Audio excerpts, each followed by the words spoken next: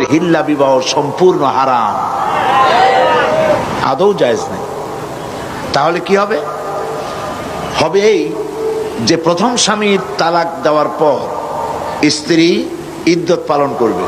ইদ্যত পালন করার পর সে ইচ্ছে করে কারো সঙ্গে যদি বিবাহ করে, কোনো পুরুষকে যদি স্বামী হিসেবে গ্রহণ করে, আর ওই পুরুষ যদি মারা যায়, তাহলে প্রথম স্বামী তাকে ইদ্যত পালনের পর আবার স্ত্রী হিসেবে নিতে পারবে।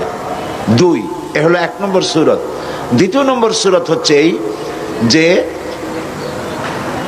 দ্বিতীয় স্বামী বিবাহ করার পর ঘটনাচক্রে যদি দ্বিতীয় স্বামী তাকে তালাক দেয়, কোনো পরিকল্পিত উপায় নয়, চুক্তির ভিত্তিতে নয়, কোনো ঘটনাচক্রে যদি তালাক দেয়, তাহলে প্রথম স্বামী নিতে পারবে। এছাড়া প্রথম স্বামীর কাছে ফেরার বা গ্রহণ করার কোনো সুযোগ নাই।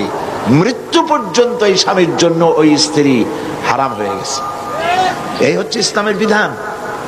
গ্রামের মাতব্বর কি বলল, চেয়ারম্যান কি বলল, এইটা ফতোয়া নয়, এইটা ফতোয়ার বিষয় নয়।